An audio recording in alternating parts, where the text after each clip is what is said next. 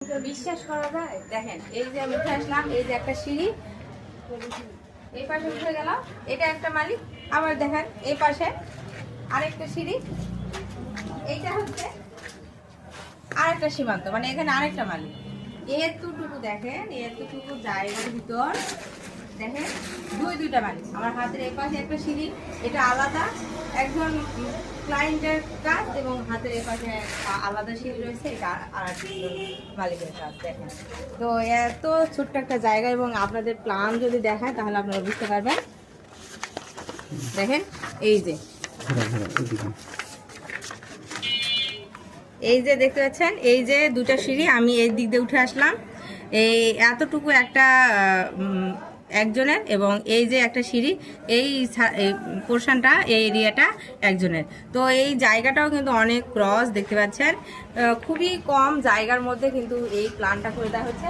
আপনারা দেখতেই পাচ্ছেন, মানে 2 কদম দিলেই কিন্তু এরিয়া শেষ। তার ভিতর 2টা জোন, কিন্তু 2 ক্লায়েন্ট রয়েছে, তারা আলাদা আলাদা, এবং এই এতটুকু এরিয়ার মধ্যে, এবং পুরো বিল্ডিংটা এত ক্রস, যার মধ্যে কিন্তু আমাকে কারেকশন প্ল্যান করে দিতে হচ্ছে। এটা কিন্তু আমার একটা কারেকশন প্ল্যান।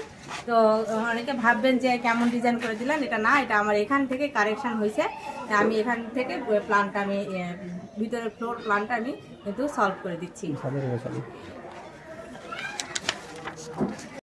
ছোট্ট টেরা ব্যাগে একটা বিল্ডিংয়ে এই যে একটা সিঁড়ি দেখতে পাচ্ছেন, এবং আমার এই যে কয়েক কদমের ডিফারেন্সে কিন্তু আরেকটা সিঁড়ি, মানে এটা আরেকটা মালিকের কিন্তু অংশ, মানে ওইটা একটা মালিকের অংশ এবং এটা এক মালিকের অংশ, এবং এই একসাথে কিন্তু এই বিল্ডিংটা কানেক্ট হয়ে আছে।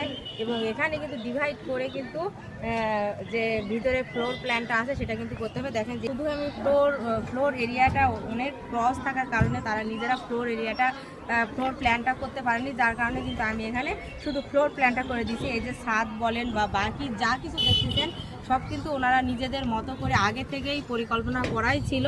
তো পরিকল্পনা করে কিন্তু তারা এতদূর পর্যন্ত করছে A to Z। তারপরে যখন বিল্ডিংটা অনেক ক্রস, নিজেরা এরিয়া মিলাতে পারতেছে না, কোথায় কি রুম দিবে, প্ল্যানিংটা ঠিক মতো করতে পারতেছে না, তখন কিন্তু আমি শুধু এখানে ফ্লোর প্ল্যানটা কিন্তু আমি প্রোভাইড করছি।